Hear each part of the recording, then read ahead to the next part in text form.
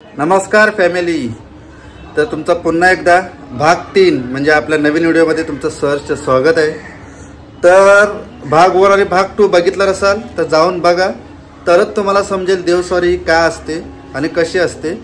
तर ह्या भाग 3 मध्ये आपण बघणार आहोत सेतूबद्दल थोडीफार माहिती, परत 2008ला जेव्हा मासा आईच्या भेटीला आलेला ती व्हिडिओ मी दाखवणार आहे। आणि आई देव कुणकेश्वर भेटीला निघणार होती, त्याच्या आदल्या दिवशी रात्री कासव येऊन अंडी घालून गेलाय, म्हणजे ती आईची पायवाट आहे त्याच्या बाजूला अंडी घालून गेलाय, ती व्हिडिओ तुम्हाला दाखवणार आहे।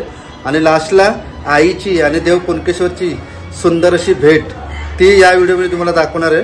तो व्हिडिओ पूर्ण एंड पर्यंत बघा आणि भाग 1 भाग 2 नाही बघितला असेल तर परत एकदा सांगतोय ते बघा, तरच तुम्हाला समजेल देवस्वारी काय असते ती। तर चला तुमचा जास्त टाइम न घालता व्हिडिओला सुरुवात करूया।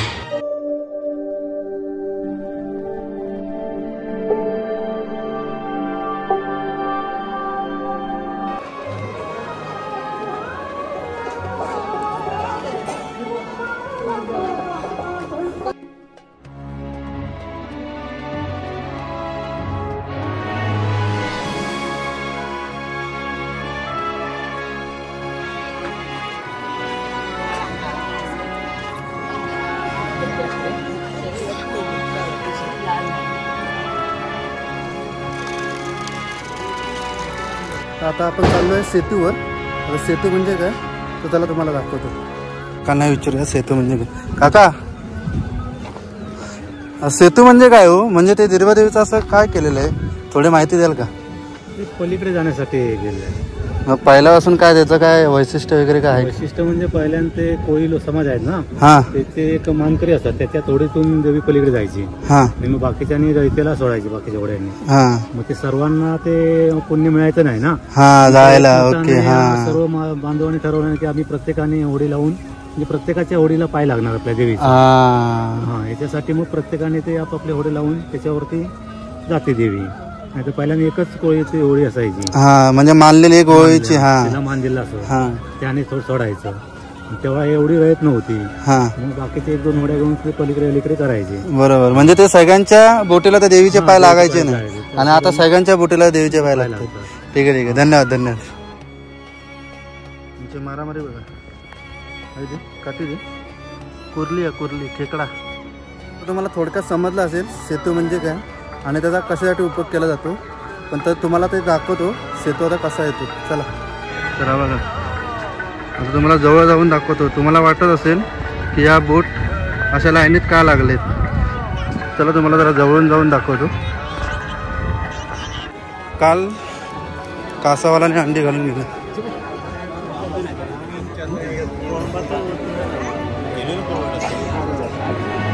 असतं नाही तुमचं।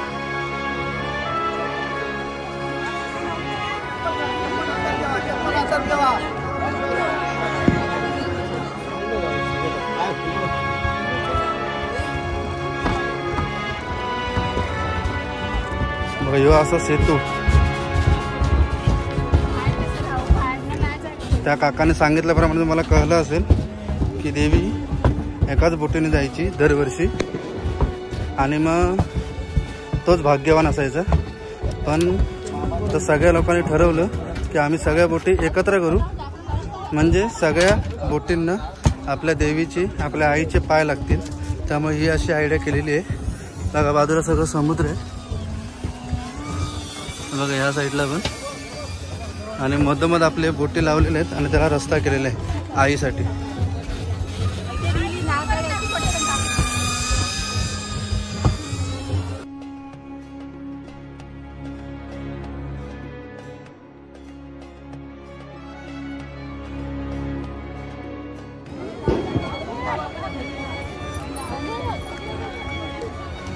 बघा दोन्ही साईडने समुद्र आहे, तर बघा तिकडे ब्रिज आहे आणि इकडे मधोमध, आणि तिकडे समुद्र आहे। तो बघा हा संपूर्ण समुद्र आहे। आणि याआधी 12 वर्षापूर्वी जेव्हा दिरबादेवी आई कुणकेश्वराच्या भेटीला आलेली, तेव्हा याच ठिकाणी बघा, याच ठिकाणी एक मासा आईचं दर्शन घ्यायला आलेला।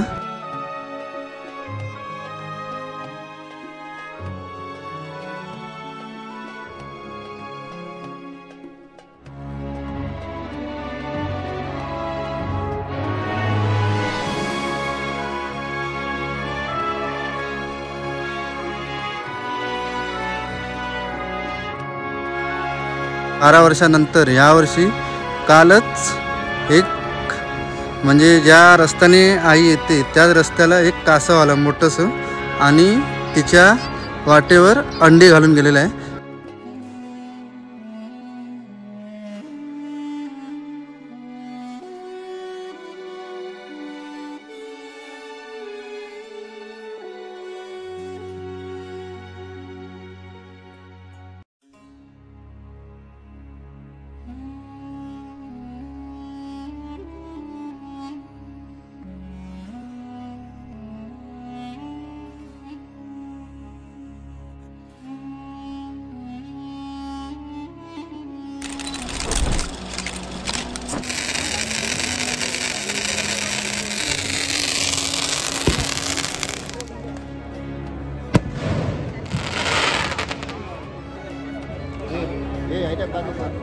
पाठी बाजू ब्रो.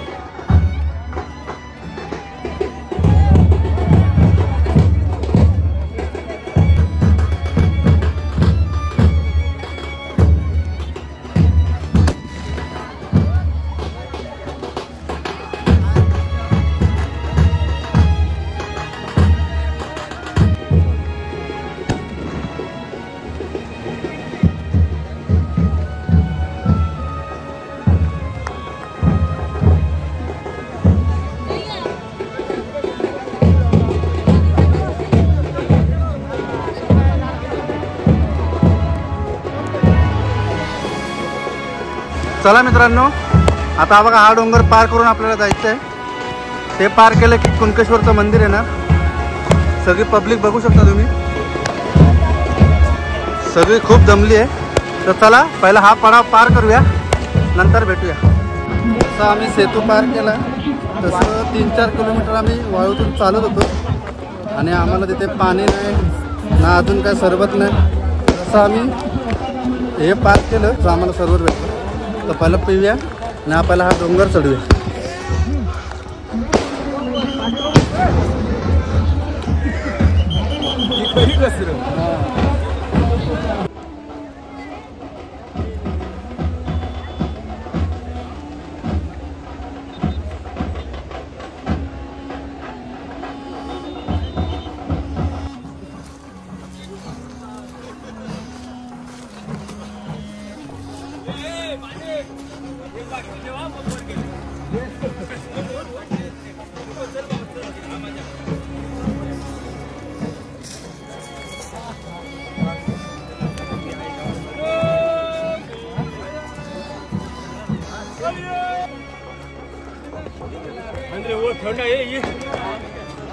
चढ चढा पूर्ण 20 ते 25 मिनिटं लागली मित्रांनो.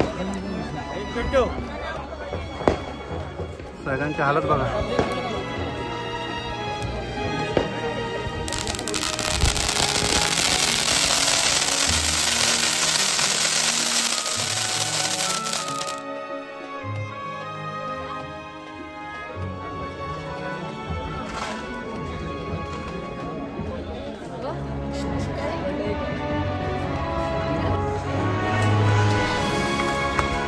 कसले वाटत चल तो पुरं उतारा ना आता. लाईट बरी लावलेली.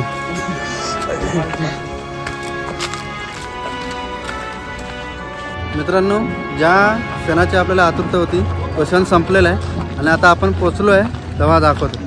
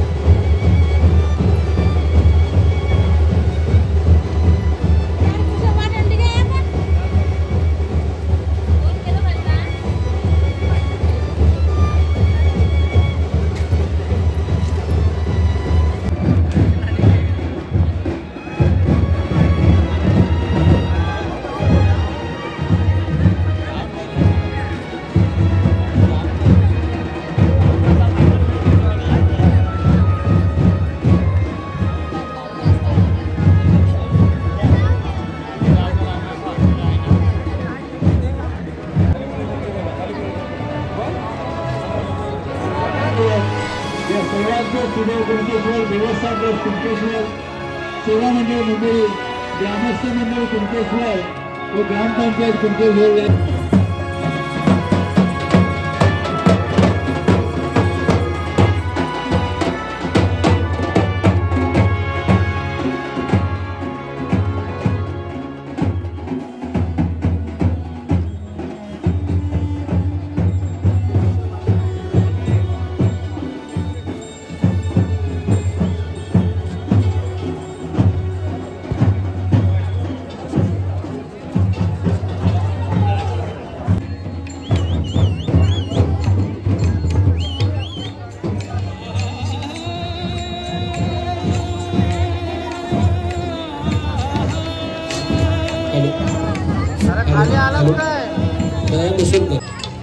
डोळ्याने सगळं बघतायत, वाकून आपलं दाखवून आणि तेच आज वरती बसले आहेत. आपलं भविष्य काय म्हणू शकतो बघा. शेतकरी, कामकरी, आता मंडळी शेतकऱ्यांची लोक बघा, आता जेवढी संरक्षण आहे ती शेतकऱ्यांची मुलं आहे.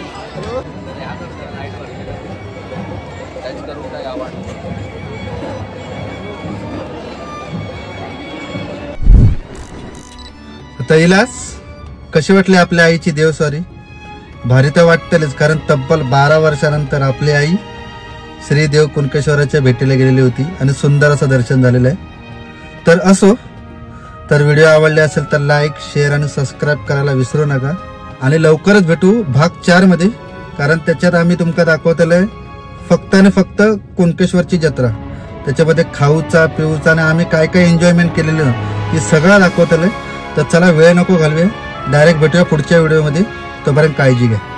तर मित्रांनो, एक महत्त्वाची गोष्ट सांगायची राहिली, ती म्हणजे जर मी व्हिडिओ बनवताना काय मागे पुढे झाले असेल माझी व्हिडिओ, किंवा माझ्या तोंडातून अपशब्द किंवा माझं असं चुकीचं काही बोलणं आलं असेल तर खरोखर माफ करा. कारण मी पण आता नवीन व्हिडिओ बनवतोय, ब्लॉग बनवतोय. त्याच्यामध्ये मी असं बोलत नाही की मी 100% बरोबर व्हिडिओ बनवले. तर त्यामध्ये माझी थोडीफार काही ना काही चूक असणार. तर चूक असली तर कमेंटमध्ये नक्की सांगा. धन्यवाद.